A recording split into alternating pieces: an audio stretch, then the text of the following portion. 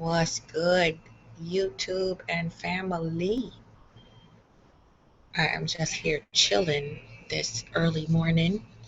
Um, just got done meditating and slowly waking up here with the family. I have Charlie's Angels here in the bed with me, and we're just chilling, getting ready to start our day, hit the ground running. But I just wanted to stop in for a few because um, I have been learning a lot, evolving, growing, and reconstructing a lot of things in my personal life that I wanted to kind of share, um, just to see, if anybody's on the same wavelength as I am. And I'm sure I'm not the only one. However, each story is unique, each path is unique, and I think it's time overdue for the Black community, the Black family, the Black nation, whatever you want to call it, start to show a lot more love and compassion toward each other than we do. Um,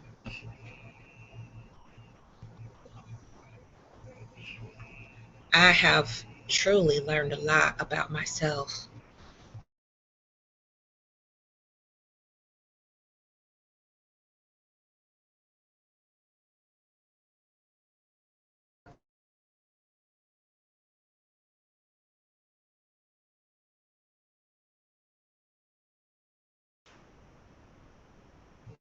in my life, personal and professionally.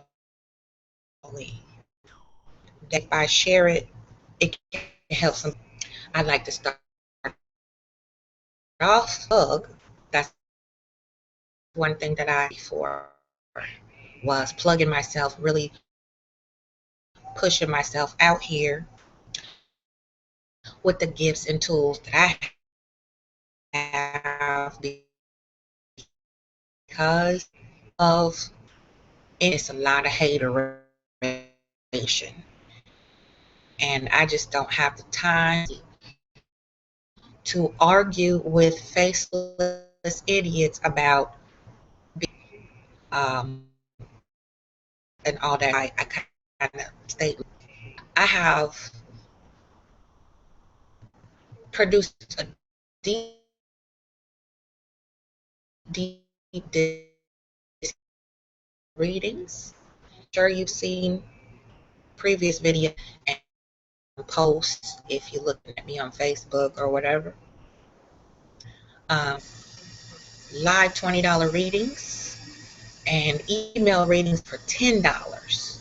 I'm doing this because I'm completing and have completed a lot of health coaching patients.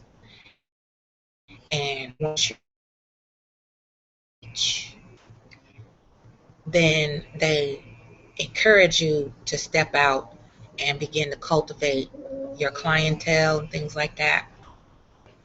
So I am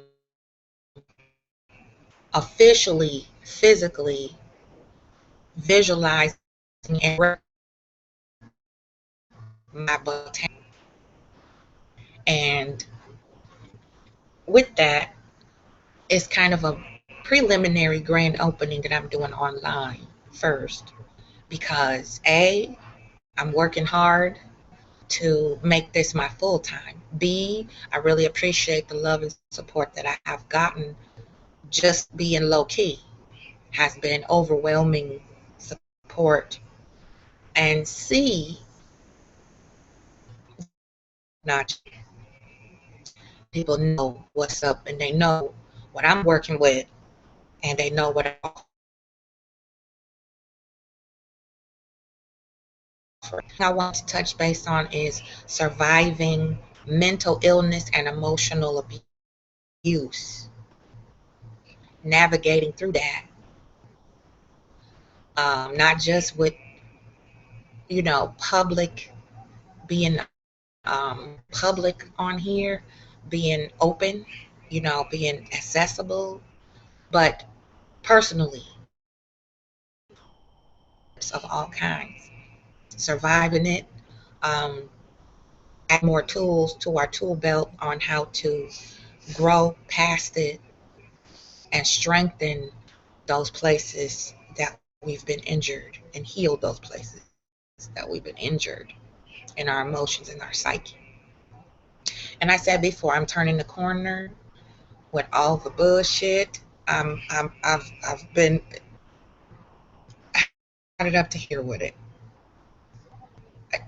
Just don't taste good, don't feel good, just don't like it. I mean, it comes with the territory. However, we have those among us who don't have an off switch. And it can't be just I disagree with you and go our separate ways. It has got to be a battle of will to see who can make the other one fall faster and harder. So something that turns me on,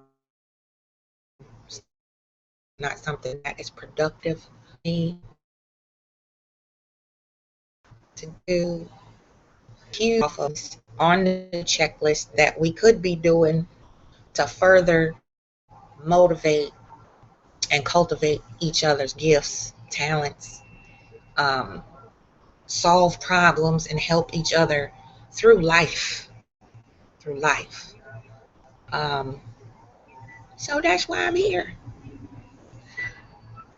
It has been very interesting, I must say, challenging, a little bit terrifying in some instances, and eye-opening and confirming with other things. So,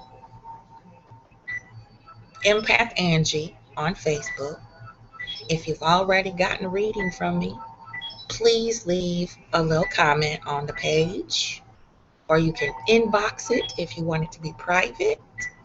If you have not received a reading, I encourage you to go over there and schedule one ASAP, because this is not just for when you're in trouble. This is not just for when you have a heavy heart or something weighing on your mind. This is for good times too. Celebration. People get readings for all kind of different reasons, and I incorporate mine with your health, 360 degrees, like all good empaths and tarot readers and psychics do. They don't just focus on your money or your love or your career. We look into all of it, and we see a lot.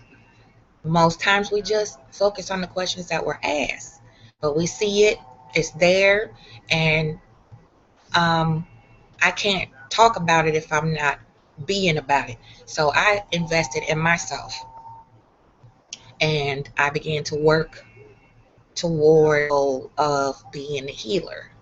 And each step I take means more artillery in our tool belt, in my tool belt, to be able to help share it with others. Not to say that I have the monopoly on all the information of healing, but it's here, and there's different creative ways that we can present it, make it lovely, make it beautiful, and start the journey of investing in yourself, for your family, for your children, for you. $20 is not a lot of money. Things are tight for everybody. That's why I provided a deep discount, and it's going to be ongoing until we break ground. Where I will be, my location, because it's just, I feel it's the right thing to do. Like I said, my normal prices are much higher. I do lots of specialty things. We discuss. Now, like I said, we opening the doors virtually first, and then we're going to open the physical doors coming soon, and I'll keep everybody updated on that too. We're taking baby steps with it because I want it to be just perfect. And anybody that visits me online or in the physical, I want them to feel right at home. So that's why we're doing it small now. $20 live readings, $10 email readings, confidential, accurate, straight to the point, and very, very, very on time right now. We're changing seasons. This is the harvest season coming up, autumn, and you reap what you sow. No matter what your belief system is, you reap what you sow. And it's good to invest in yourself at least twice a month. Do something for you. I stopped doing it.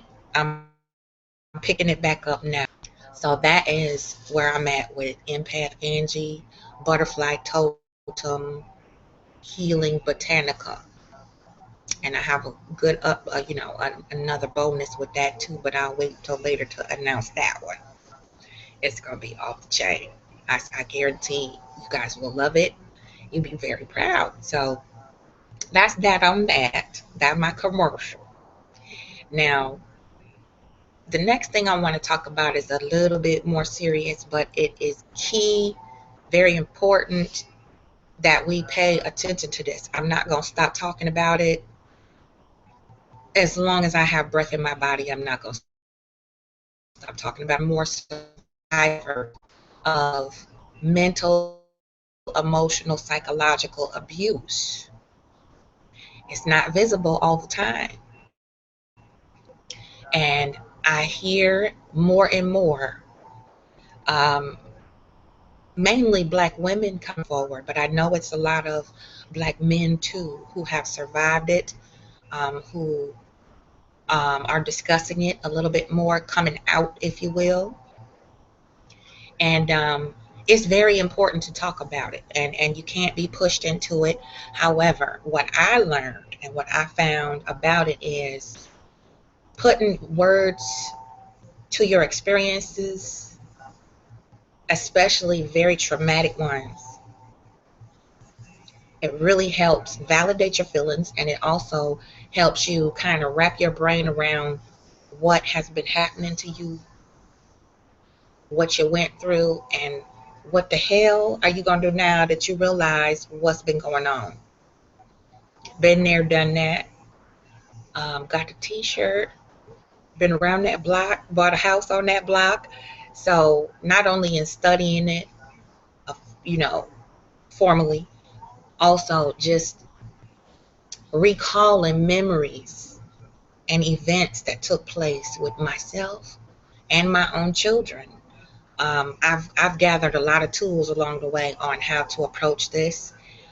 Grieving is very important when you have been severely abused as a child. There's a grief process to it. Some of us, we just detach all the way from our abusers, from anybody linked to them. Some of us don't know how to do that due to displaced loyalty, emotional attachment, and all that comes into play. It's like, that's my mama, that's my sister, that's who, it's hard to compartmentalize the two. It's hard to look at a mother objectively when we love our mother and we've been told all our life we must respect her, we must, so on and so forth. And then for you to have to turn your back and turn around and walk away because of the damage that's occurring to your psyche, it's not easy. There's a grief process to it. People think, oh, I only grieve when somebody dies. I only grieve when somebody's sick. I only grieve when I lose something. Where you are. You are. It's what I call a living mental funeral. And we all know funerals in general are for the living, they're not for the dead. So you're still living, and your abuser or abusers might still be living. And you have to detach and separate yourself from what you've always known all your life. And that's a grieving process. That's letting go. That's losing something. And we don't give ourselves enough time to grieve. Just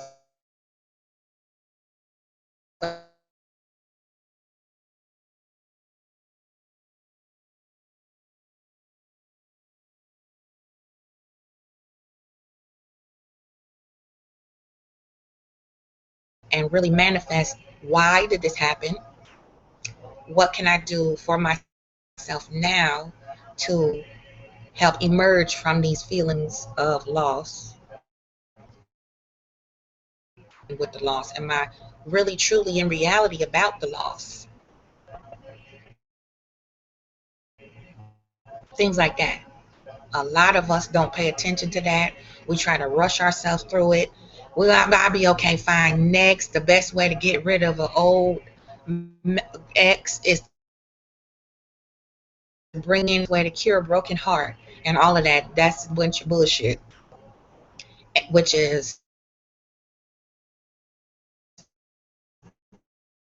the next thing I want to talk about is, not giving or to be a romantic break. It's a lot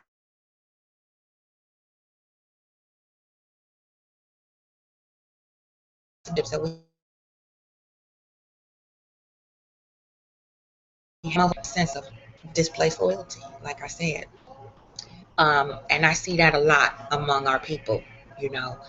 We have people in our cipher that serve us and mean us no good because we're emotionally attached to that person. They might make us laugh. They might have, you know, whatever quality that we don't want to let go of, but the other 99% of that person just get on your last ever loving motherfucking nerve, and you don't want to let them go because that laughter is the best part of who they are.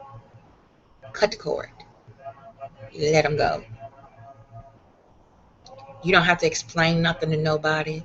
And at this stage in life, in my 40s, mid 40s, I just don't have the time and the patience to bicker over how I feel or how someone makes me feel, especially if it's uncomfortable. If it's a violation to my peace of mind, if it is a disrespectful energy, if it is not an honorable, righteous energy, I'm not going to explain it to you repeatedly to try to force your eyes open to how I see it. I'm a very fair person. I just use myself as an example. I'm fair. I honor who you are and I accept who you are. I accept what you stand for, your beliefs, your knowledge base, respect out the gate because you're a human being. However, when you begin to impose on me and think that you can force your control onto me because I am such a laid back person, that's the quickest way to be shown the door. And I get that a lot, especially from sisters. It's really sad too. It's unfortunate, and it's very, very telling. Many of us internally are in turmoil. Many of us are in turmoil, and we don't know how to express it. We don't know how to illustrate it in a productive, healthy way. A lot of us need control in order to feel valid. And for whatever reason it is, several of them, I have come across sisters who have a very, very damaged sense of self, very distorted sense of self. And it is really heartbreaking to see it and feel it and watch how they just kind of chasing their tail, and you see the same recycling of people as they move through life. And I think it's even more unsettling the older that we get and we can't seem to bond with others.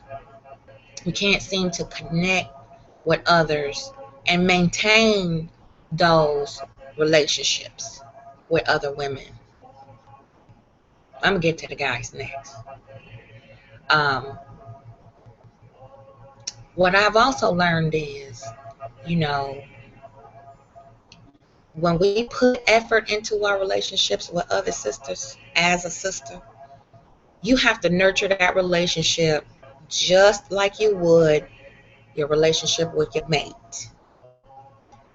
It requires the same amount of loyalty, the same amount of respect, the same amount of regard and balance, and a reciprocity among your sistren. If you are truly a sister, it's never one-sided. Sometimes you give, the reciprocity never stops. It's never going to be totally balanced all the time. Life takes its curves, things happen, you get back on track. A lot of us don't have patience with each other for that. We're looking for something to gain out of giving someone something, whether it be our time, advice, presence. We're looking to get something back. And it's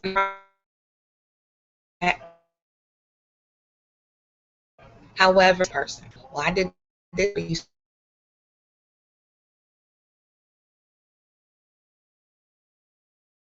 Now you gotta, a lot of times we over involve when it's time to take a step back, or we've been asked to take a step back to the surface. I talk on that all goddamn day, because that's more has happened to me more in the last 2 years with other women than it has entire life,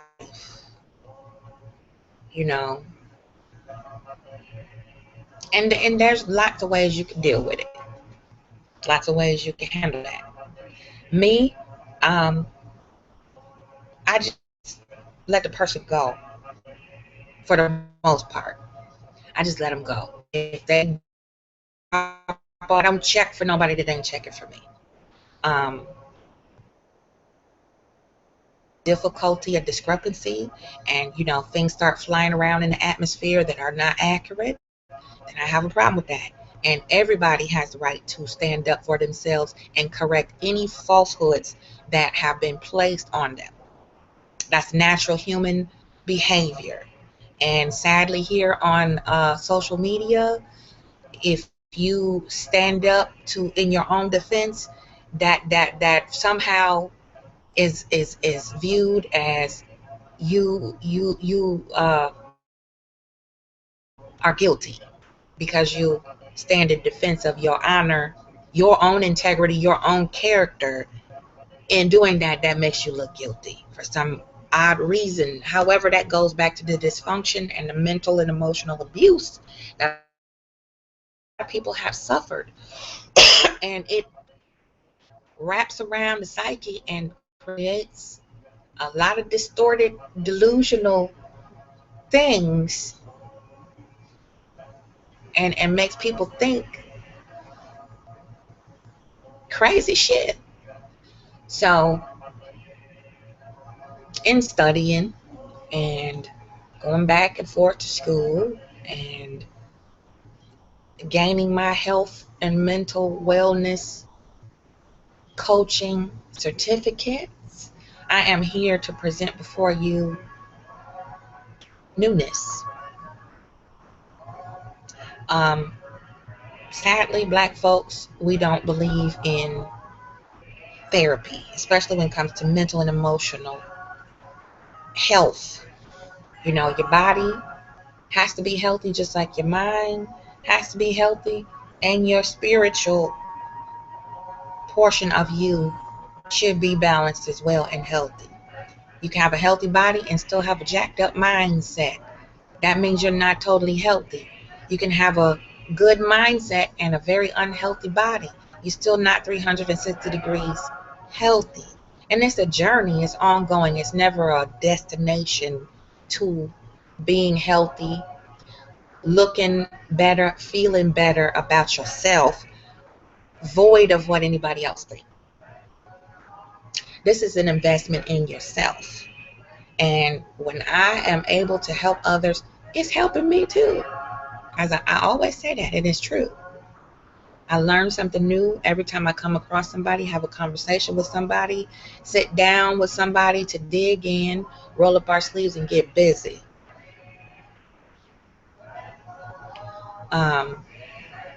And it's very important that we take this seriously. A lot of us don't take it seriously. They think the crazier we are and we act, the more disgusting and vile we are towards each other, the more respect we gain.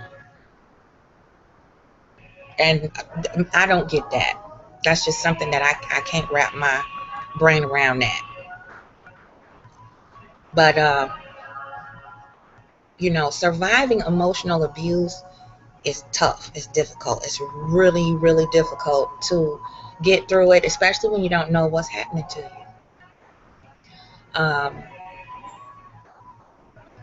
Personally, I grew up with a mentally ill mother, and sadly, my father is her enabler, and it is really, really hard trying to understand a narcissist.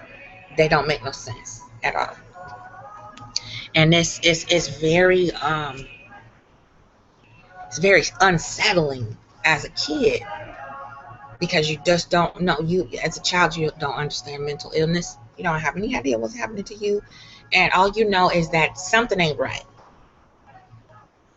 And as I got older and began to look deeper into it, I started to realize what was happening to us as children. And sometimes you wake up, sometimes you don't. I have older siblings, all of them are older, and it's that false sense of loyalty. You see it, but you don't. You see and you don't see. You know how the Bible verse say, hear and you don't hear. That's pretty much how it is. That's why I'm the scapegoat. That's why I'm the black sheep. That's why I'm the crazy one, because I can't see some willy-nilly shit and not say nothing and do nothing about it, to A, save myself, and B, throw up a smoke signal for others that are suffering too. That's just how I'm built. Yeah, narcissism, NPD, malignant narcissists. Unfortunately, sometimes personality disorders overlap, and I got the worst part of it growing up. And looking at it from the other side, there's a lot of work we need to do with each other on that, because I see a lot of people who have grown up with mentally ill parents, mentally ill siblings, and it affects you. And we can pretend all day that it doesn't affect us. It really does.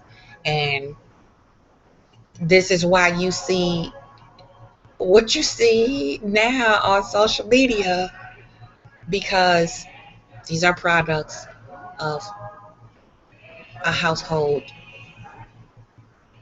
where these people have been exposed to some type of mental illness, and it does rub off if you don't know how to get a handle on it. And a lot of us think we're fine. Crazy people know they crazy. I've said that 100,000 times. Crazy motherfuckers know they crazy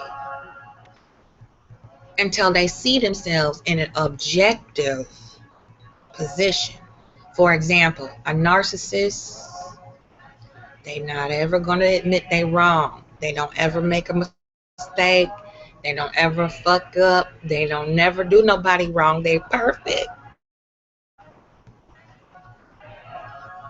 They never can apologize. They don't have a reason to apologize. Everybody around them is beneath them. That's how they do. So when you say, for example, record a conversation with her, and they'll turn around and say, you know what, I didn't say any of that. You're lying. That's not true. You can't make me admit that I said or did that. And then you show them a video or listen to an audio of them word for word verbatim saying exactly what the fuck they say they didn't say. And it strikes them deeply, and then they begin to attack you. And they'll still make an excuse as to why and justify why they did the vile shit they did. And after you expose them that way, they're going to go to begin to slander you and assassinate your character, talk to all your friends, your boss, your peers, your colleagues, your dog, your cat, and just shit on you until you scream like a bitch. That's how nice narcissists do. And it doesn't matter how old you are. It doesn't matter if you're their child. It doesn't matter if you're their spouse. It doesn't matter how you're connected to this narcissist. That's what's going to happen to you. The more you fight back and refuse to feed their supply, narcissistic supply is arguing, bickering, bantering, chaos. That's narcissistic supply. The more you do that, the more you kick against a brick and fight against that, the more they're going to slander you, the more they're going to shit on you, the more they're going to talk about you. They can make shit up. And they will be very convincing to those that don't know you mutually. They're very good actors and actresses. Surviving that is tricky.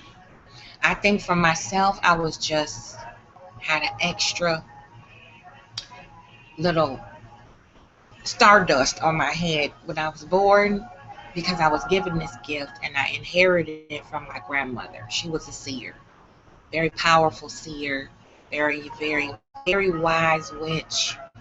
And she used to talk to me a lot, and I didn't understand it at that then because I was very small. However, just her programming me the way that she did, as loving as she was, as patient as she was, and as keen with her insight as she was, really stuck with me. And whenever I would return back home to my mother, which was not far, a couple blocks away, I always had that in the back of my mind. So when the narcissistic abuse started, shaming and all that started, it really didn't sink in, if you will, like it did, say, for example, my older sister. Because my older sister would feed into the yelling and the screaming and the arguing. You know, a lot of kids get scared when their parents are going through these things, and you know, they cry and they hide, they find other ways to express it, they act out, they do all kind of stuff. So my sister was more sensitive to it, if you will. She would cower. It really affected her self-esteem, you know, and children have that keen way of blaming themselves for what they fucking crazy ass parents is going through, and it ain't got shit to do with the babies. It got everything to do with the crazy ass adults that shouldn't be the motherfucker together in the first place. So my sister absorbed it differently than I did. I would go to other places in my mind, whereas she would get involved in the whatever, and it would make it worse. And because I was the quietest one, and I was the most curious one, after all the smoke cleared, then I would begin to ask questions like kids do. Why were you fighting? Don't you love mommy? Don't you love daddy? Da da da da da. So that made me the pest. And so on. They told two friends, told the man sitting next to the man, and E-I-E-I-O, here you have it. I'm grown now, and 50-something years later of marriage later, my parents are still doing the same shit. And the tool that I gained in surviving mental abuse, one of the most effective ones, was mirroring You have to mirror the narcissist to get them to fuck up off you. Mirroring. It's very tricky. And if you don't know what you're doing, that's why I'm here. Help you through it. Productively, safely, so you don't fuck somebody up or get fucked up worse than you already are. Mirroring. For example, my mother, it's no diss to her, but these are just facts. It's hurtful to have a mama that's mentally ill. So I'm just using examples. She would call my job. And those who know me, who intimately know that I was a nurse for a very long time. She would call my job and she would say all kind of vile things about me. And they weren't true. And she would make assumptions. And my mother and I always had a very strained relationship, and so I didn't share much with her personally, goals, dreams, stuff like that. Whoever I was dating, if I dated at all, general things only. How's the weather? Great. Where are you? I'm driving home. How you doing today? Great. That's how me and my mother talked. Very few times that we go deep with, so what you been thinking about? Oh, been thinking about taking the kids on a trip. And that's as far as I would take it. Mirroring. She would call my job. When she couldn't get information from me, she would begin to call around to my peers, my friends, anybody that she could get her hands on. And she would say all these nasty things about me. And then some people would come back and say, you know what, your mom called and they what the fuck? So I'm like, that's not true. They know it's not true. I know it's not true, but we're both like, damn, what the fuck?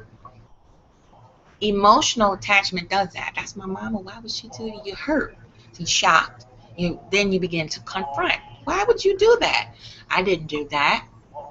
So then I started to mirror. When she would do that, I would turn around and call her and say, you need to stop calling the job because they can press charges on you for harassment. And then I would have the individual present, whoever would alert me to this.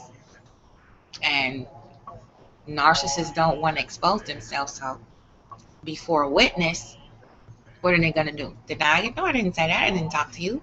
Yes, ma'am, you did. You called me on so-and-so day. Yeah. So, things like that. And then back then it was pagers. So it's kind of hard to prove, because after 10 numbers in the pager, they all delete, something like that.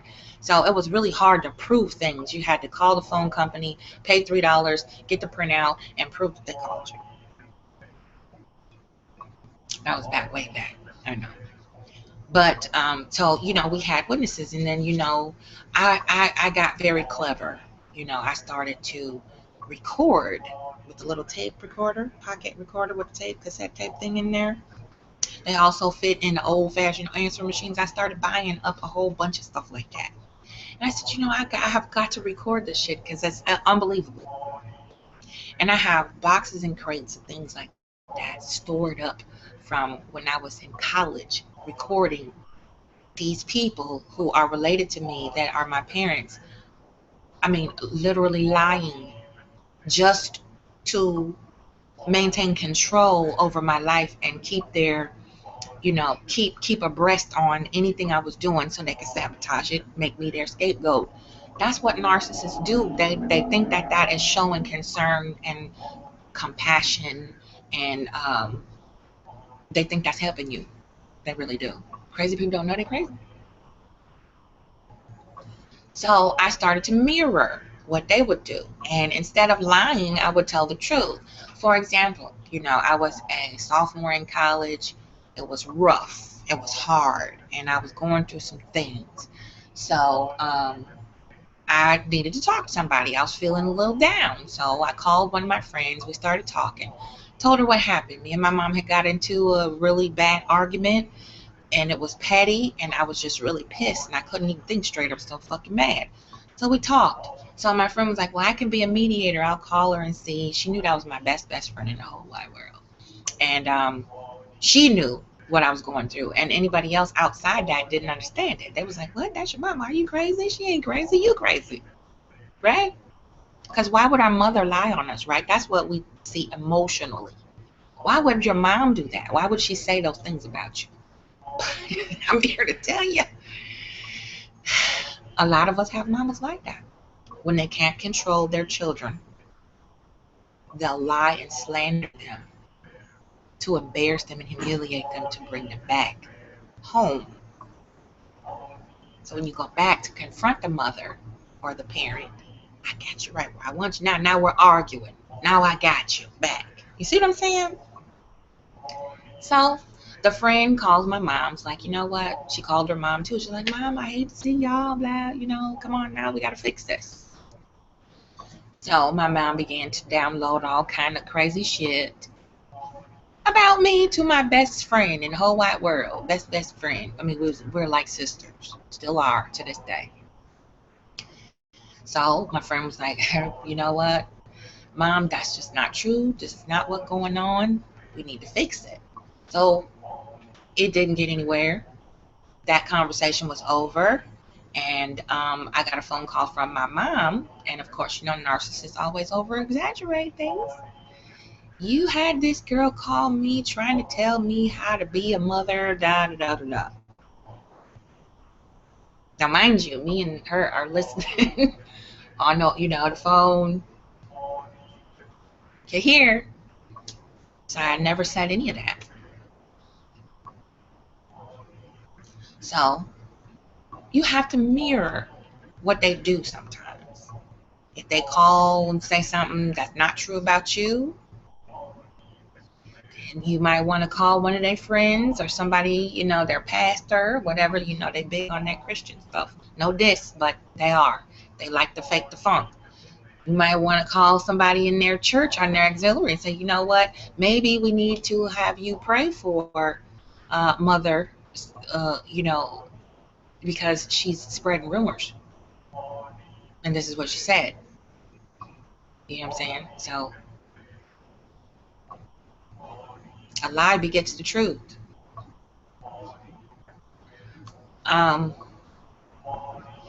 Another way that has really brought me a lot of healing is no contact. It's not easy. It's a process. You can't just cold turkey cut somebody off because you can't control what other people do. You can't control what other people say. You can't control what other people think. So what I did, and it was a process of many years, what I did was I just began to wean myself and my children away from her. As they got older, they began to understand more and ask more questions. So age appropriate, I would explain it little bit by bit, and I would try to stay as positive as I could about the situation. I said, you know what, there's just some things about some people that are sick, and it's no way to fix it. It's no way to heal that. So to preserve your happiness, we're gonna find another activity to replace grandmama's house. Grandmama not very well, and we don't want that to rub off on you and hurt you like it has hurt mommy in the past. That's how I would talk to them as little babies, young toddlers, coming up through elementary school. Now, of course, they're young adults, so it's easier to be more candid, so it doesn't seem as if you're disrespecting grandmama, because she's still a human. She still deserves respect. However, at a distance, So that's how another tool, just no contact. We just would ease on out the door when she would start her narcissistic rages and reaching for narcissistic supply, which is usually an argument. That's how it starts. And the argument circles around like a tornado. You don't ever reach any resolve. Before you know it, you done lost your temper. You going crazy, saying stuff you don't mean to each other, then you storm out. So in order to have the upper hand, the narcissist is going to start calling around, justifying, trying to validate They're a violation to you. Invading your privacy, invading your personal space, invading your personal belongings, all that. That's what narcissists do. So you bring yourself back and eventually cut off all contact if you can. If you can. Some people can't. It's like, that's my mama, that's my family. I can't just not talk to them. And if that works for you, fine. Me, I'm a very straightforward person. I don't like half speak. I don't like circle talking bullshit. I don't like blatant liars. I don't like people who lie straight to my fucking face. I can't look you in your face knowing that you lied and stabbed me in my back 24 hours prior. So I have to practice the no contact. I got to use that too, because I'm too old to be fist fighting. And that's what's going to happen if I talk to any of them, because they all have a touch of it. My mama's the worst one. So you can't put your hands on your mama. You can't cuss your mama. And you can't threaten your mama. So I just do no contact. Trying to maintain that respect. Not perfect, because I did go there. I did get it in. We both did. So, but in order to alleviate that and squash it and put it to an end, no contact. I just don't deal with them at all. The mistake a lot of people make when they observing this from the outside looking in, it's like, okay, it's 6 people in your family, queen. You are the only motherfucker complaining about this shit. So it can't be 5 against 1, you right and they wrong, because it's strength in numbers. And if the majority of them is saying it ain't no problem, why the fuck should we believe you? Well, I'm here to tell you, that's what narcissists do. They rally people on their side and then they make their life miserable if you don't agree, especially if you live under their roof. Spouse, other siblings. When you think that you can benefit still from a narcissist and you're afraid to emotionally let go, I might get cut out the wheel if I don't talk to my parents no more. If I need something down the road, I'm going to need my mama, but she's crazy. You feel me? That's why I preach self-sufficiency. That's why I preach have a safety net. That's why I preach that. You know, and sometimes you could jump from the frying pan into the fire. You could have everything set up right, and then you jump right out the frying pan to cut off your narcissistic mama or whatever, and turn around and hop right into the cage with another one. That's what happened to me. I wound up marrying somebody who had the same exact traits as my mama and daddy, and that's because I didn't understand it totally then. So I had a dose from both sides, you know, a spouse and a mama, mentally ill. Had to really get my head on straight and establish no contact. And that's how another thing they do. Once you finally cut off all contact with that person, they start to come after your children, and they use your children as a vice, as leverage to control you and bring you out. Just like they used to do us back in the day.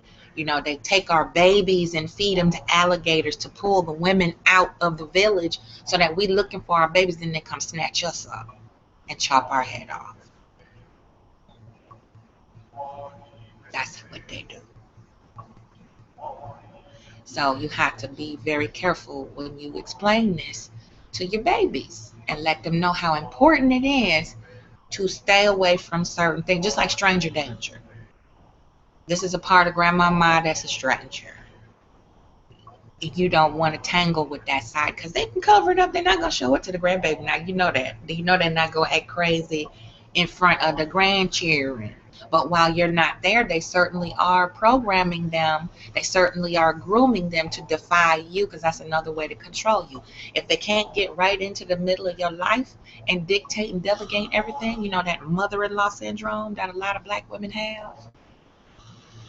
They got to come over when they're not invited, start doing laundry and cleaning up, you know, that old school mother-in-law getting on my nerve type shit. That's how narcissists are. They go for your children. Young minds, pliable, very impressionable. You know, your mama talk back to me like that, and I can't stand it when she do that. And that's how you are. You ain't gonna grow up to be nothing just like her. She ain't, you know. You could be the president of the United States. To a narcissist, you ain't shit, especially if they're mad at you. Doesn't matter how high your achievements are. If you are the scapegoat, you ain't never gonna be shit. That's how I have been navigating through it, healing myself, no contact. Because malignant narcissists are relentless. They never stop. They never, ever, ever stop trying to control you, malign you, sling mud on you. It doesn't matter what you're doing, where you are. And it's because they're miserable. And their mind is upside down. They can't see things logically. It's all about control and how to maintain that control by any means necessary. So sometimes no contact is best, especially if you have young, impressionable, children, because it can take a toll on them and you. You know, your marriage, your relationships outside of your family takes a toll on that too. And that's another way that you'll see who truly will hold you down, when you have to deal with a narcissist and you're trying to escape and extract yourself from the grips of your narcissist. You know, and I see it a lot in women, and it's different in our men. Sometimes the most dangerous malignant narcissist is very violent, and you don't see it until you get ready to leave that relationship. And that is when most women are murdered, is while they're leaving and right after they leave an abusive relationship. So you can say what you want about black bitches cause all the problems and this and that. That's not always true. And just like women get very, very violent during the exodus and after the man is leaving the relationship, and she can't physically per se control and dominate him, but she will mentally fuck with him and use all kind of agencies to fuck his life up and get him killed. So it goes both ways. However, when a woman is trying to exit, it's very dangerous for her. And if she's not prepared and doesn't have a plan, she's a sitting duck. And that's why I tell a lot of women, you know, who come to me with these twisted niggas that they cannot let go of. If you don't know how to defend yourself and protect yourself physically, you need to get a weapon and make a plan first before you decide to dip. That's why a lot of people stay, because they don't have a plan. They don't know what to do. They've been cut off from everything, and they have no resources, no means of any way to escape or exit. and then we as a community turn around and shit on that woman for staying. That's why I'm here, to help navigate out of shit like that, men and women alike. And a lot of men have that ego and pride. They don't want to admit that they're being abused. I have seen it firsthand.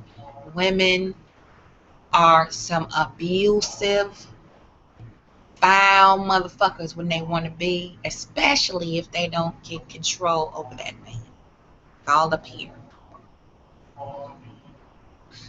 And they say and do some of the most rancid, putrid shit to men who have been awakened to their mental illness. They do the same thing. He get a new girl. He wants to call the new girl. Child, let me tell you about this nigga. You don't want to be with him. This is what he did to me. And it's all a fairy tale. It's all a fairy tale. All lies. All of a sudden, the narcissist is a victim when they back into a corner and they can't control you. When you confront them with the facts right before they fall, oh my God, how dare you attack me? I'm being attacked. Oh my God, let me call the police. Get you out my face. You're attacking me. You're harassing me. No, I'm confronting you. What the fuck you just did. What you been doing. Sometimes you have to go that route of legal action. That's why I'm in law school, to help with that too. See? Y'all got 360 degrees of a health coach, empath, intuitive, reader, shaman, and a motherfucking in-house lawyer. That's why I'm here. Because a lot of us don't want to go to court. We've been there enough already, going to child support court, traffic court, petty court, civil court, all kind of fucking court they dump on black folk. And we can't afford no damn lawyers like that. Most of the time we get a public defender. That's why I'm here. So you got a shrink, a lawyer, and a spiritual health coach and healer. And a damn good connoisseur in weed and cannabis too. So that's another healing property. We're going to get to that later. But I'm here to tell you, surviving mentally ill parents or a parent is a hell of a ride. And I waited so long to share some of this because I'm starting to see it simmer to the top of the pot and boil over. That cauldron is just boiling over with people who need to be addressed, people who need the correct kind of attention. That's why the women got men coming by their channels and pages, sending them phalluses and talking all kind of rape you in the booty and all of that. They need to be addressed. The issues is starting to eat away at their psyche, at their spirit. Some of them ain't got no damn spirit. We know that. But that's why I'm here to do this. No better time than the present. Because I'm going through a apocalypse right now, my damn self. Re-establishing myself on my terms this time. So in this journey, we can do it together. We can do it righteously and bring some healing and resolve to some of this shit. Because I don't get nothing out of watching or participating in the destruction of another person, whether it's minute or astronomical. I don't get off on seeing anybody suffer, whether they have offended me or not. It is not a good sight to see because black folks have suffered long the fuck enough. We have been subjugated long enough by other motherfuckers we don't even know, never knew, never got a chance to get accustomed to. We just was forced to welcome them in to our tribes and to our villages, and they fucked us with no grease and no kiss, and they still doing it. That's why I'm here. That's why I'm doing what I'm doing. That's why I took all the hits, still taking them, although silent.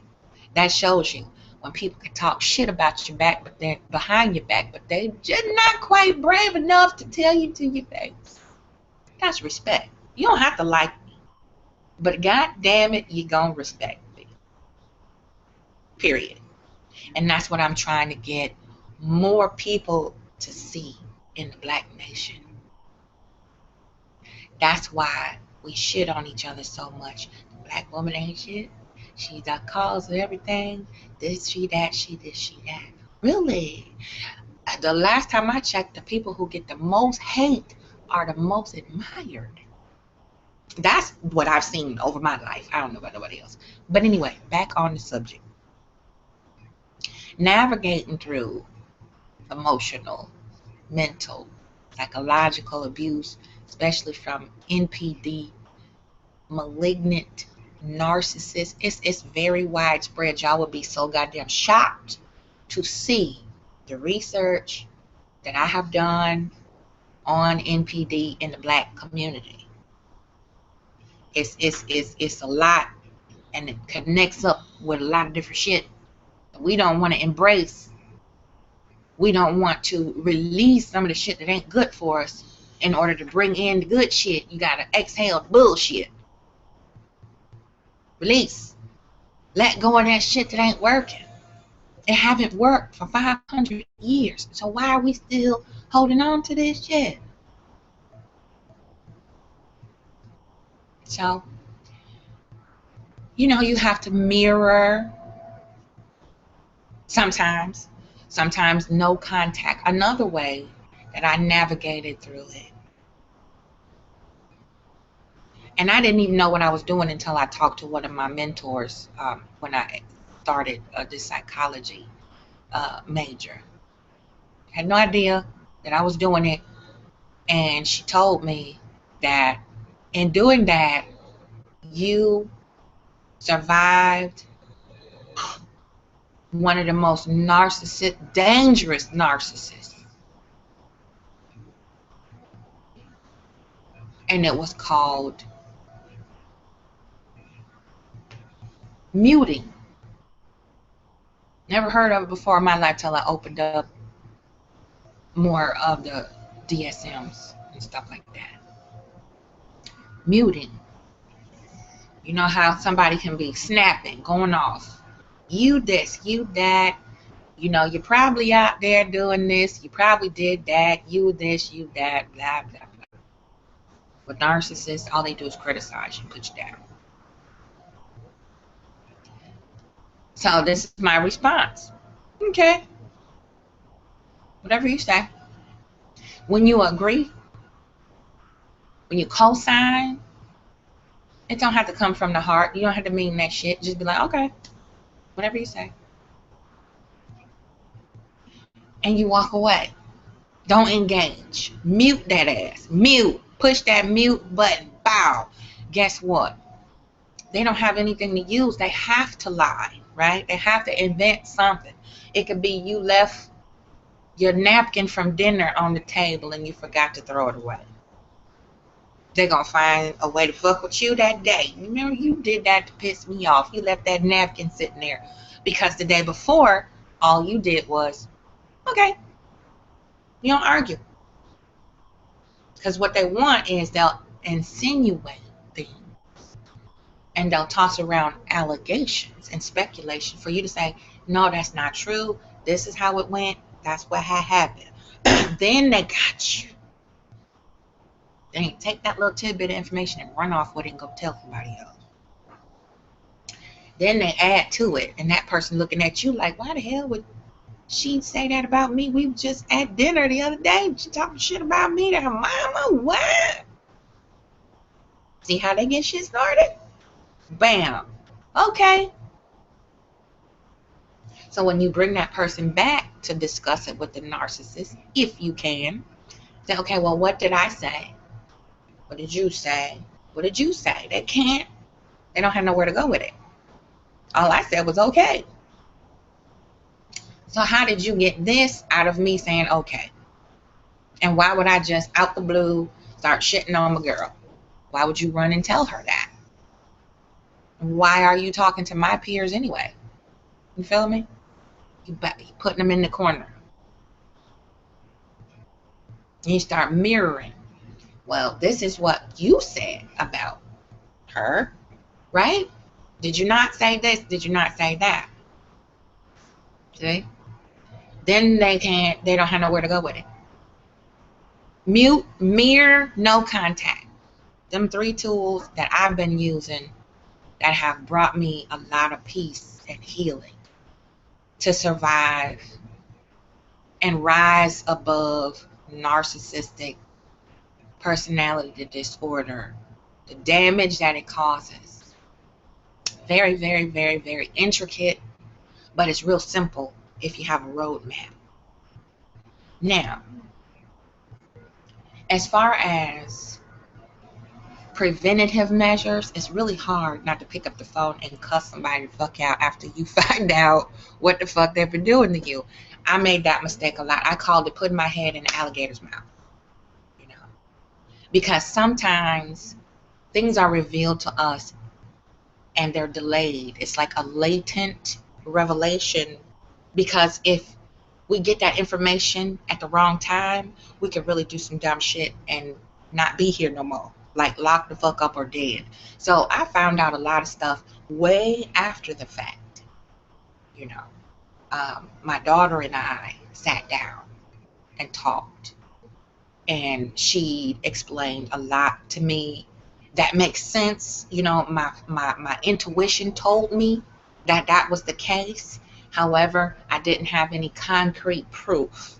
And that's what narcissists do also. They don't like to, they try very hard not to leave concrete proof. It's always he say, she say, my word against yours. That's why it's very important to keep a recording device. Now we got all kind of beautiful smartphones. It's so easy to record somebody without nobody else knowing. I don't encourage that. I just say it is for emergency purposes only, when you have no other way around it. When you just absolutely have to gain some concrete proof, is no other better proof than their own goddamn voice. That's just for extreme measures. So I don't encourage doing that a lot, because you get your ass in a lot of trouble. Encourage record somebody without them knowing. And a lot of times what I would do, speaking of recording, is I say, you know, I'm going to record this conversation before we start. So when we have this discussion of levity, everybody on record, so it ain't no mistake. If this conversation come up again in the future, I have this recording with this date on it, and I'm going to send everybody a copy of it. Then the conversation get real short, if it happens at all, and you shut a whole lot of shit down that way. See, that's another tool. I will be recording you. So if you give your consent, you may continue to speak. If not, hang the fuck up. Don't call me with this shit no more. Here? And don't make me call you about the bullshit. So anyway, I found out about some stuff from when my daughter was little. And she sat down with me as an adult and was like, this is what went down. I said, I figured. So I think if I had found out when she was little, I would be in an orange jumpsuit right now. But I found out after she got grown, because then I had a little bit more wisdom and a little bit more self-control as an older grandmama. And I didn't want to go across town and wrap my hand around my mama's neck. See, that wouldn't have been good. And I would be in big trouble, not just with the law, but with the universe, because you ain't supposed to fuck up your elders. You're not supposed to do that. But it will drive you to want to jump down their throat with both motherfucking feet. It will.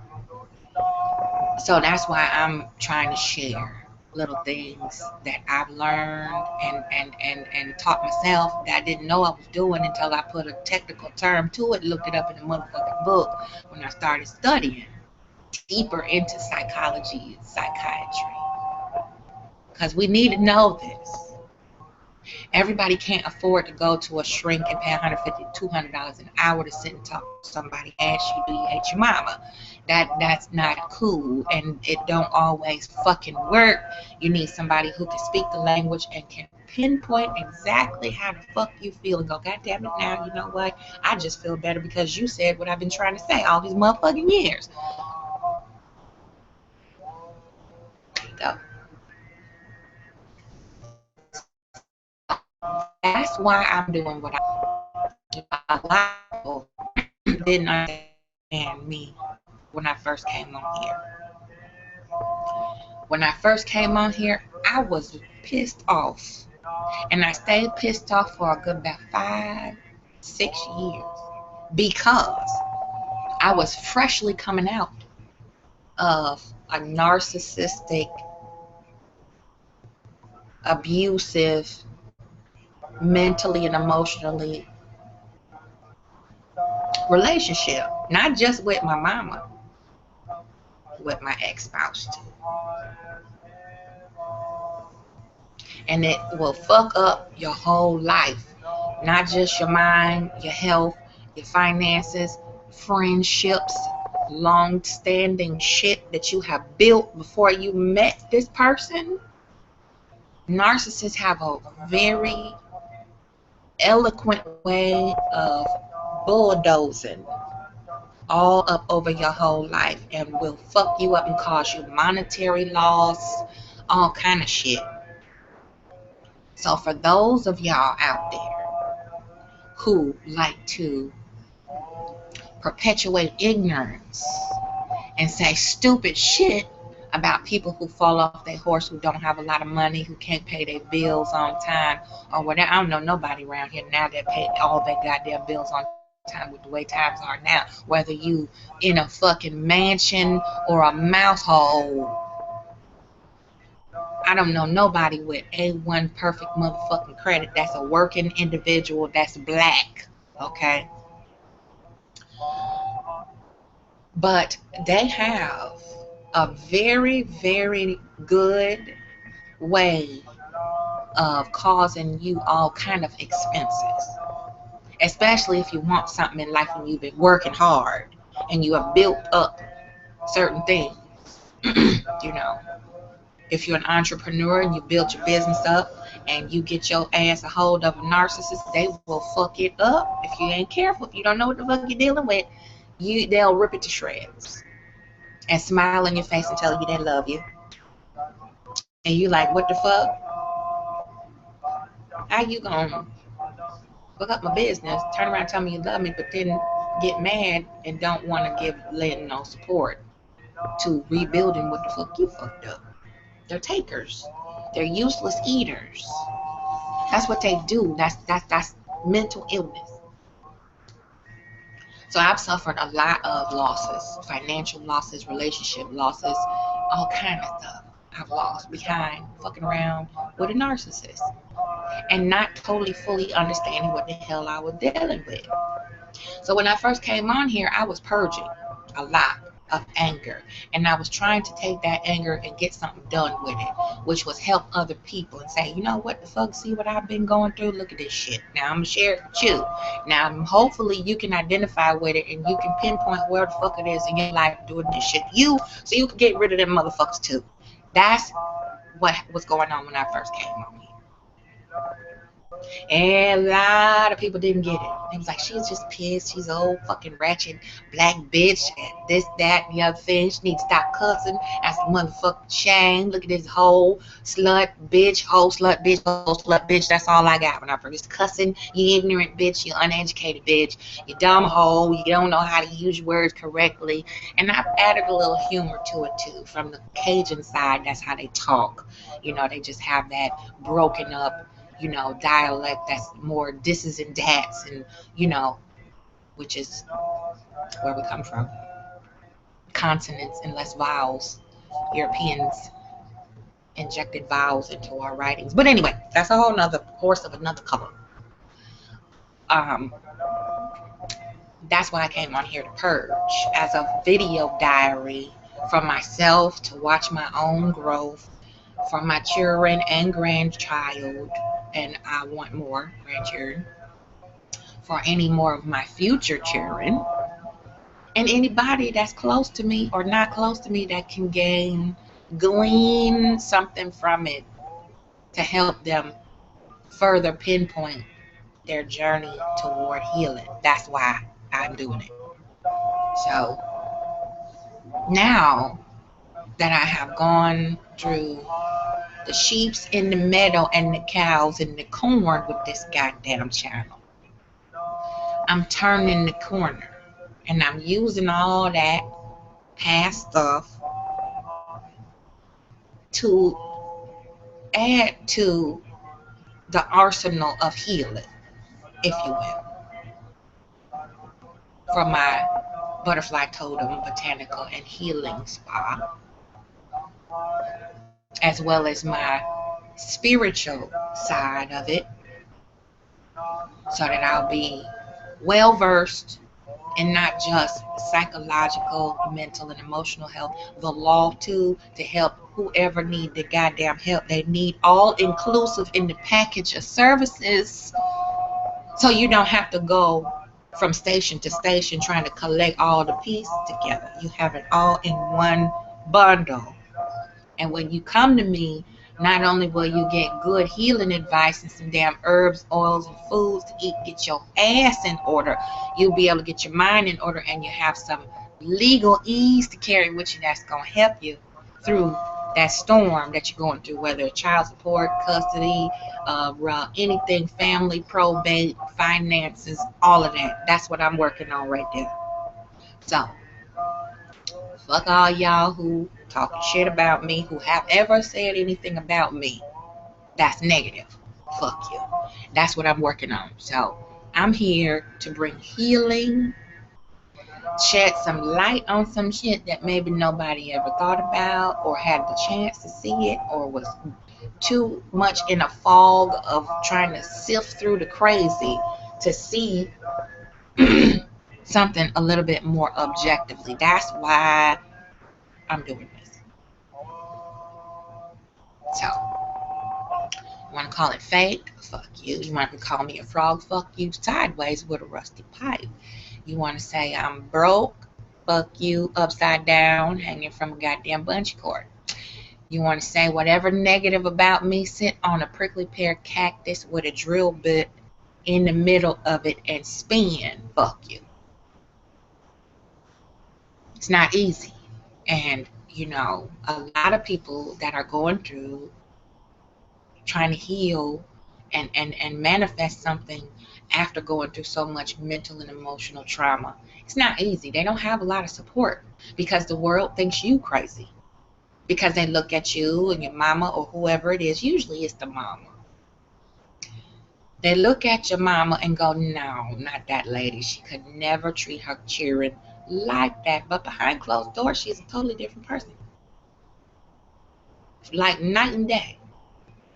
You don't live with these motherfuckers for you to even make a prejudgment about if it's true or not. So that's another ignorant mistake that the black community make. That's not true. The bitch is crazy. She just want to pass this off on her mama. She wasn't abused. She got all her shit together. She claimed to be educated. She didn't have jobs. She's a functioning person. Ain't no goddamn way. She come from a 2-parent household and her mama was crazy. It happens all the time, all over the globe.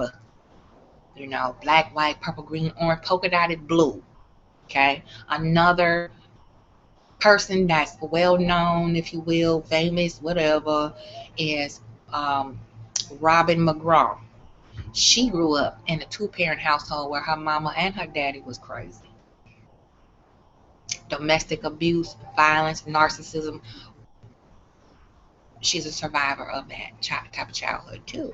Her mama killed herself. Okay. Iyanla Vanzant, back on our side of the fence, another one, grew up not even knowing who her mama was. Okay. For a long time. Oprah, we got lots of them. Because a lot of times validity only comes with a celebrity name or a famous name. So, you know, you can say what you want about them women. You can say what you want about what they do and their journey, how they act, if they're cooning, if they're not. They are survivors of abuse. It's a lot of us out here in the Black community that don't know what we're going through. Even now as adults, we don't see it. We don't see that our elders have a mental affliction, and it has nothing to do with anything but the generational curse that have been placed on us as a people when they colonized all of the continents in which we were living. Okay, Black folks didn't just sprout up out the fucking ground when they brought them goddamn slave ships over here. Okay, we was on this earth in China, in Germany, in Poland, in Egypt. We was everywhere on this motherfucker before they even set sail. Okay,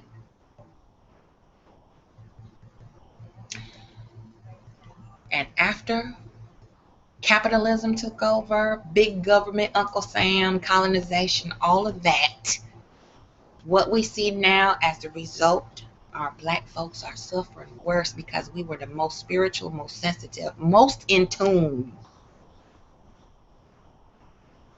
And they ripped us from our very essence of who we are, our spirit, spirituality, which is why you got Black men and Black women at each other's throats now, trying to please some foreign entity that don't have no well meaning for none of us, trying to please them and get a check, get paid off of propagandizing other people's pain and abuse, instead of addressing the root of the problem.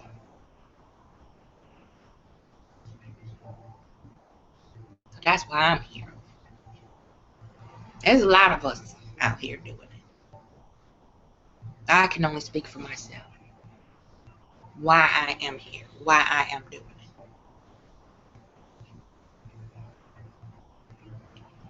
So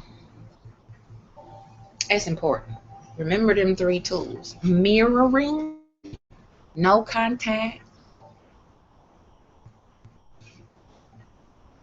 and muting. Mirroring, muting, no contact. Those are 3 very effective tools you can use to try to navigate around getting your ass away from your narcissists. And once you cut off contact, again, you got to be very, very, very careful if you turn back, because they slippery, they manipulative, they slick, and they'll pull you in with memories, if you have any good ones. They'll try to play on your sympathy.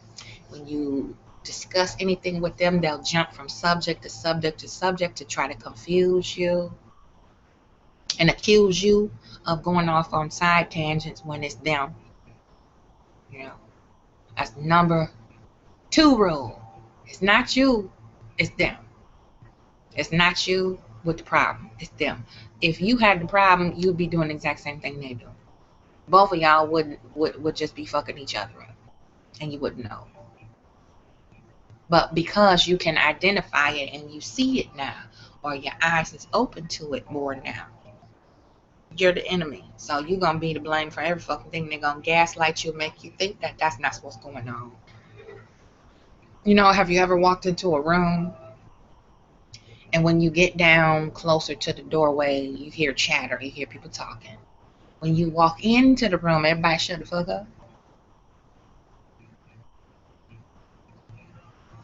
Somebody in there will talk about you. Why y'all stopped talking when I came in the room? That's how narcissists do. What you mean? What you talking about? That's how they do. What you mean? I wasn't talking about you. Then a couple of weeks later, somebody can't hold water, say, you know what, Susie Q talking about your shoes, and you need to retwist your hair and stuff like that. I don't know why she brought it up, but that's what had happened when you went up the hallway to get a refill on your damn cocktail, this bitch jumped out of nowhere and started talking about, you know what I'm saying? You find out. You find out. You get your confirmation one way or another. And the gaslighting is, no, child, what you mean? I wasn't talking about you. I would never talk about you. Maybe that's you. Maybe you feel a little bit insecure. That's gaslighting. Crazy making. When you confront a person and they go off and go ballistic and start just talking crazy, all kind of circle talking bullshit that don't make no sense. They're not speaking to the issue that you have put before them. That's crazy making. Trying to drive you crazy. So you're like, you know what, fuck it. I don't want to talk about it. That lets them off the hook.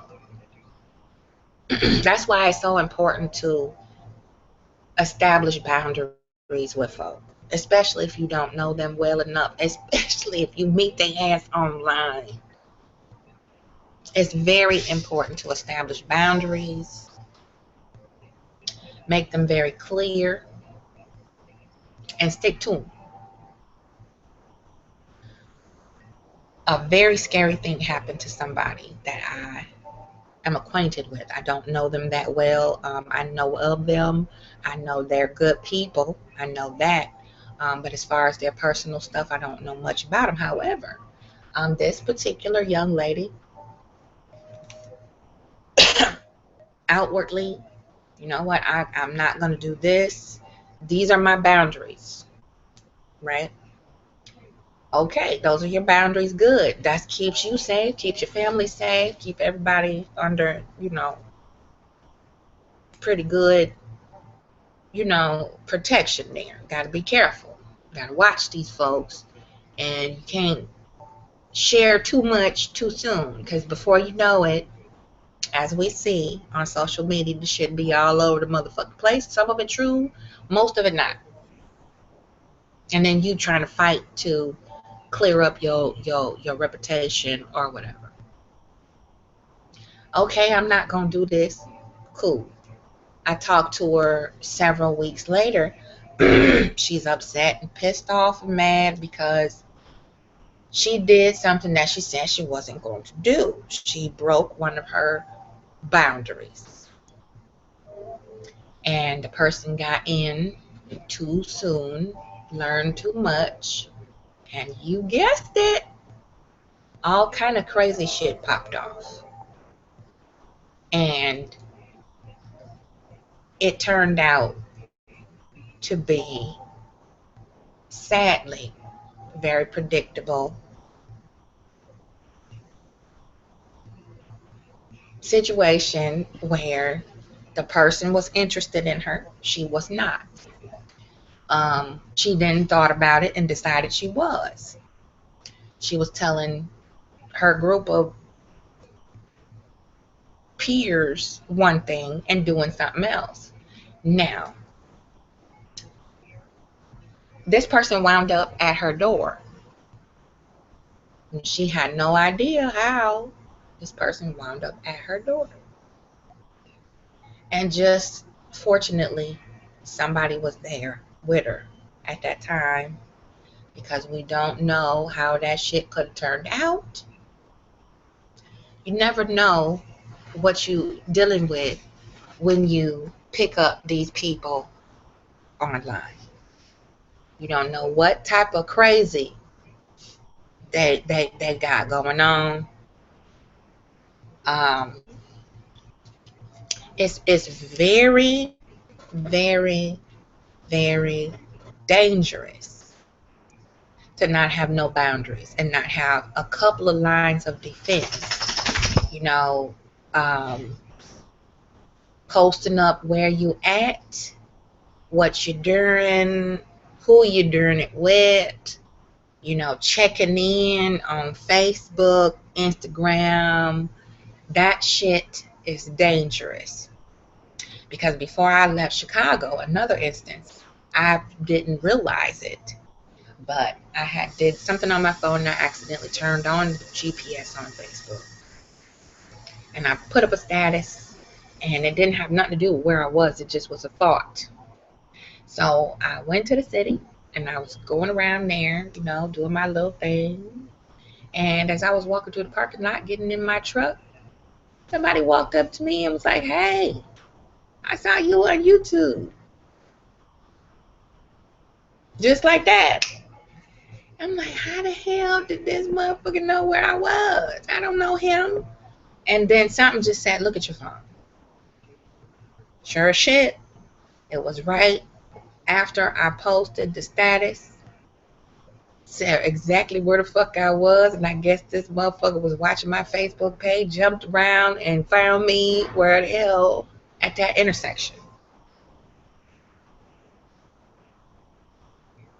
Just like that.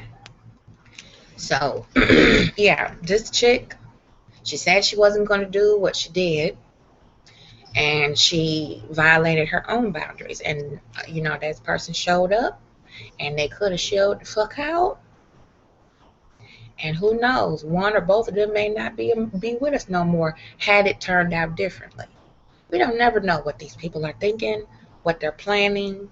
You read and hear them say such disgusting, demented shit, and I give them the benefit of the doubt. I believe they'll do every fucking thing they say they'll do, which is why I have many lines of defense, and I know how to use them, and other people know what's up.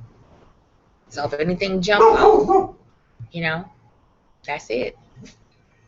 You got to come through several layers to get to me and these children. So Bella sounding off. What's happening, Bella? What's the matter? I think she hears some people in the hallway. So yeah, mental illness is real, and y'all think I say that as a joke. You think I be playing around, just talking shit? No. Mental illness is very, very real. And again, crazy people don't know they crazy. And it's very important that we have the tools in order to learn how to deal with this goddamn crazy. You know, and before you date anybody, before you decide you want to let them into your cipher on a permanent basis, it's good to get a reading. It's good to have somebody look over this person's aura. That's why we have the gift we have, to help you see something that you might not see. Oh, let me look at the chat here. I've been missing y'all talking. I'm sorry. I'm here. All right, let me look at the chat here. I just opened up the little window. Let me go up. Okay, Roxy, Madame. Oh my, y'all been chit-chatting and chat-chatting, chit-chat. Let me see.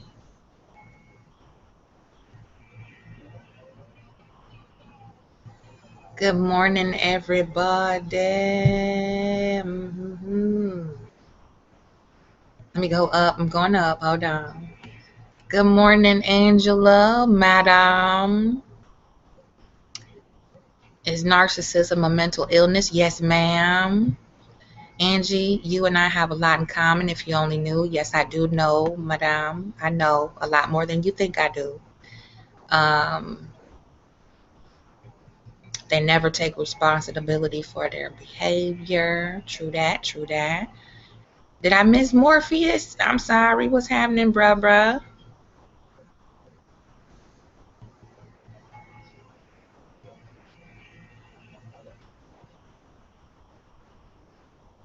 Everybody wants me to belong to them.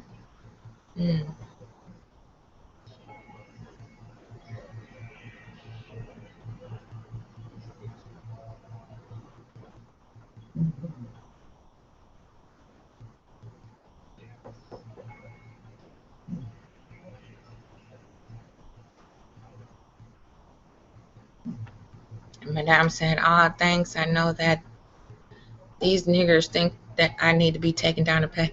Yeah, well, you know, that's the same thing I've been going through, Madame. You know, when I first came on YouTube, you know, like a bull in a damn china shop. That's all these these niggers want to do is try to break the spirit of any black woman that they feel is too strong, too forceful, maybe are too balanced with the masculine side, you know, too in tune with their ability to handle themselves well and put people in check. That's what a lot of these dudes do, and a lot of them are undercover control freak narcissistic motherfuckers. And you know, we know one very popular narcissist that I'm just not gonna say that fucking name. But let me keep going here. I'm just reading over here. 1 second.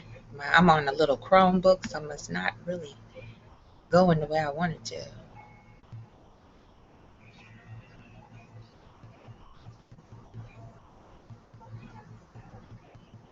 You know, madam, you know, the less you feed that individual, because I saw you mention it on another channel, and I just want to share this with you. You already know it, you know, but just woman to woman, the less you type about that fucker, the faster he will go away. I just want to remind you of that. I know you pissed about it, and I know it was fucked up what happened. I don't know all the details, but I don't doubt it. I will put it like that. Okay.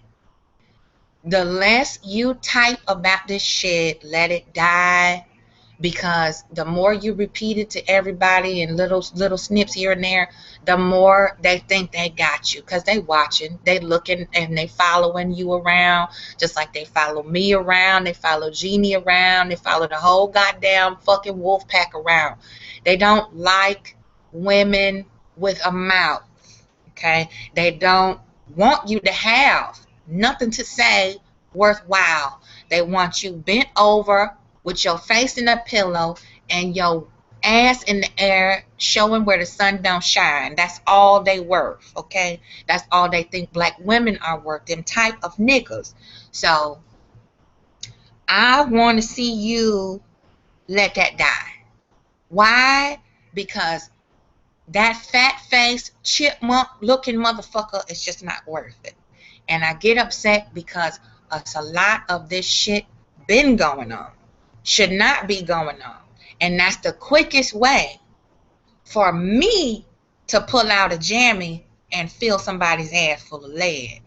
I just don't fuck around like that. I'm not gonna talk about it, feed it, acknowledge the shit, you know, because he tried the same shit with a lot of other people, you know, and he stepped to the wolf pack the motherfucking wrong way and got his fat ass chewed up. So I just want to see you let that die. Just because you don't want to feed the niggas is dumb and ass backwards. The more you talk about their ass, the more they do more dumb shit. More. Some of them real stupid. And the more you ignore them, they think that's enable them to continue to do dumb shit. But this one is stupid. So you don't feed the beast. Don't feed the fucking pigeons. Let that shit burn. Now, if somebody strange show up on your porch, you better unload that motherfucking pistol before you even look out the peephole. You understand? So,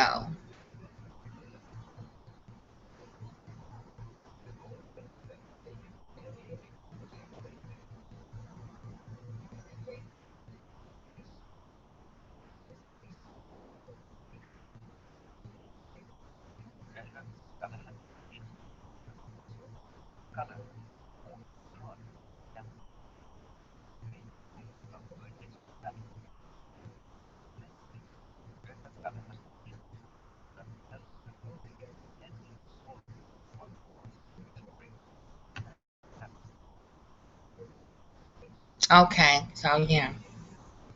But anyway, and madam, you might, I mean, it's any number of things you might hear when you come watch my channel. So, you know, it's the content that I'm putting out. So, you know, I don't know how far you are with healing or getting past this crazy shit, you know, that you've been through, but, you know, I don't plan my videos. I don't script shit. I don't have to do that. You know, I live through it. I know what my memories are, and I come to share it to help folks. If it ain't helping you, you know what I'm saying, you welcome to stay or go. It don't matter to me.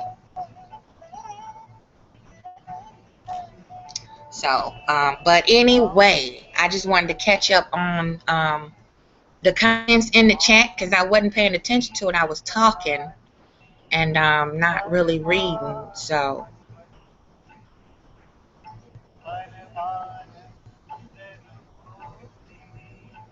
as Sam Wilson said, that's funny because people always try to break me. Now they try to break my daughter. Yeah, yeah, and some, you know, a lot of times we are what we attract and who we attract. We carrying a lot of pain, and if it's unaddressed and we're unaware of it, we say, well, I'll just get over it. I'm going to look over it. That was my mama or my sister. You know, fuck it. I don't want to fight. I don't have the energy to fight. I don't want to argue. Let them bitches go. Whatever. You overlook it. You don't address it. Next thing you know, you got somebody in your face, somebody else that you don't know, trying to come at you, doing some hateful, spiteful shit. So, you know, it's ongoing, and we have to address it so we can change our energy so that we can attract better people. You know, a lot of times people are very low down and dirty, and they will target your children because they know that's the quickest way to get to you. You know, and that's the quickest way to get killed too with some of us.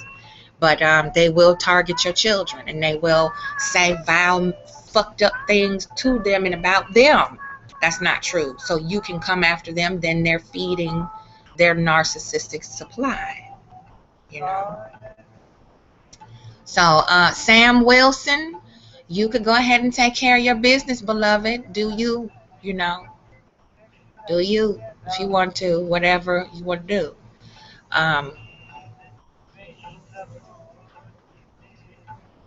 So yeah.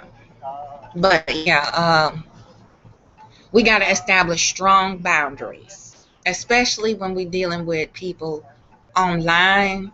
That could be anybody you don't know. People love to perpetrate. People love to say they are something and they motherfucking ain't. And 99% of the time they say they sane, and these motherfuckers is far from sane. Okay?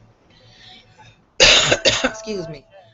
People present their best representative.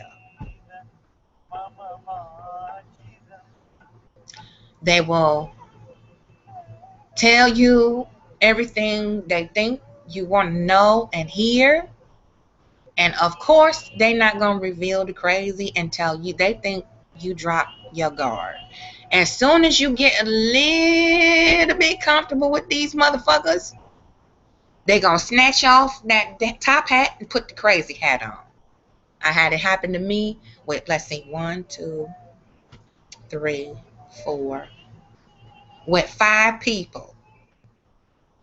Once every year, damn near, that I've been on social media. 3 of them was from YouTube. 2 of them was from Facebook. Now, I don't Instagram and Twit and all that other shit. I don't do that. That's why. Because that's a little bit too close for me. When you can Insta look at my shit and I don't fucking know you, that's a little too close. Okay? Just like Facebook. When I add you on there, you can just go fiddling through all my shit if I don't lock it down. And then some of the niggas that come on there, they got nerve to tell you to unlock your shit so they can fucking troll you and look at your shit and talk all underneath your clothes in their mind. See, I'm an energy sponge. I know what these motherfuckers feeling and thinking. I hear it. That's why I have what I have, and I'm doing what I'm doing to help people get a better grasp on it. Not to say that you don't know, you don't have your own intuition and discernment. Sometimes a fresh pair of eyes and a pure soul can help you a little bit more. 2 heads is better than 1, if that makes sense. And some of us have a keener, fine-tuned antenna for this shit than you do, because you caught emotionally up in the middle of it. You're too close to the situation, and you need somebody to pull your hoodie strings and pull your ass back so you can look at it from a more objective viewpoint and say, you know what, I almost got my ass ate up by this crazy motherfucker. Now, I'm glad Angie was there to help me see the shit. Here go your $20. See? That's why I'm doing this. You know. And unfortunately, you know, black folk have been twice and thrice removed from their spirit and their damn soul. As we can plainly see, it's a lot of us that don't have a goddamn soul. And those of us healers are here to help recultivate the connection to your damn soul so that your intuition and your insight and your paranormal abilities will restore themselves. Yeah. So that's why we here. That's why us healers do what we do. That's why we're health nuts, because you cannot be an effective healer, witch, shaman, spiritualist if you are not physically, mentally, and emotionally and spiritually healthy 360 degrees. So that's why I worked on myself as long as I did, and I tried my damnedest to stay low key as much as possible so that I could fix what was wrong with me to be able to help share it with y'all. Yeah. So I hope that makes sense, you know, and it's touching some hearts and moving some people up out the raggedy shit that I see them doing. That's the best way I could put it. You know, mental, emotional abuse of any kind is just horrid. You know, and a lot of people are still very ignorant. Yes, I said ignorant to the fact that abuse can be financial, abuse is emotional. You don't have to have bruises, scars, scratches, bullet holes, and knife wounds to be abused. There's financial abuse, sibling abuse, bullying, goddamn all kind of abuse.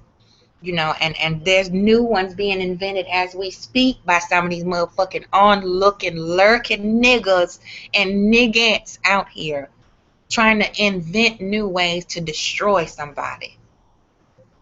Get a kick out of it. That's a psychopath, a sociopath.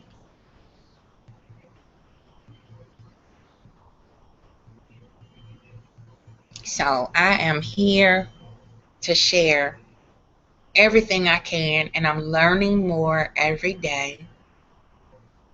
And that's what we do. We study, we learn, we share, you know, and it's a calling. It's not something that I just woke up and said, you know what? I think today I want to be a tarot reader and a psychic, and I'm going to put on a psychic hat and be a motherfucking psychic. The shit don't happen like that. And if the mind and the body and the spirit is not healthy, then you need to locate another spiritualist.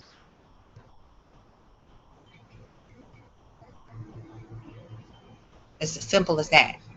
If you have a spiritualist and you go to them regularly and they helping you and giving you what you need and it's working, don't come to me for a reading to ask me to clear up what the fuck your spiritualist said. That's considered cheating. That's cheating on your spiritualist.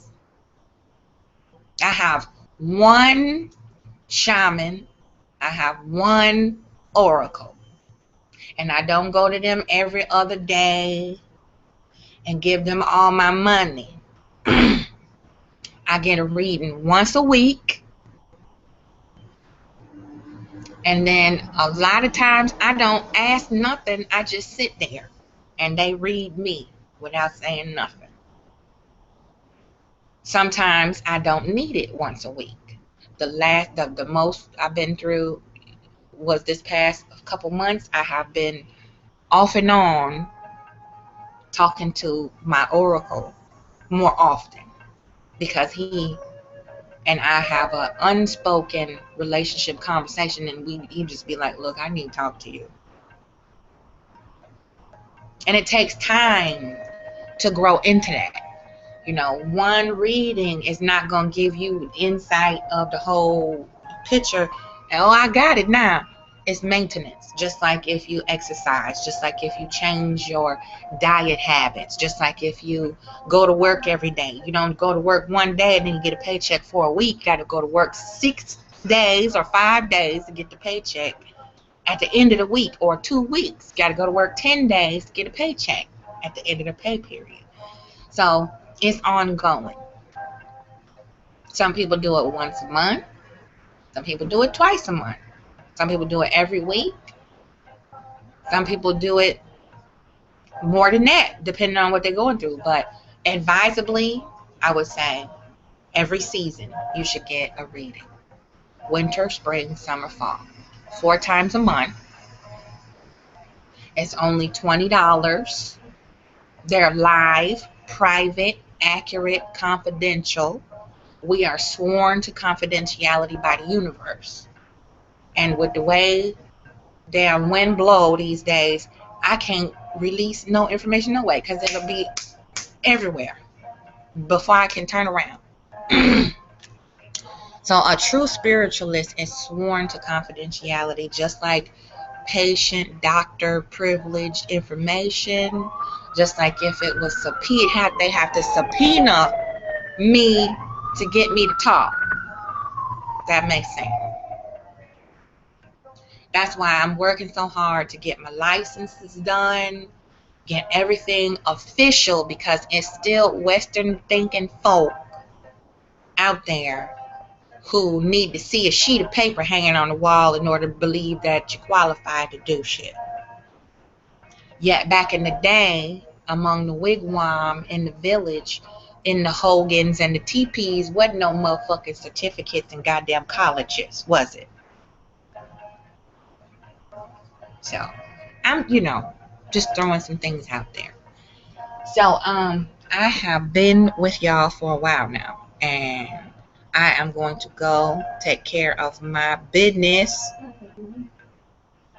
And we got to go take care of some shit, get harassed, street harassed today. Having niggas slow down in the middle of traffic to howl out there.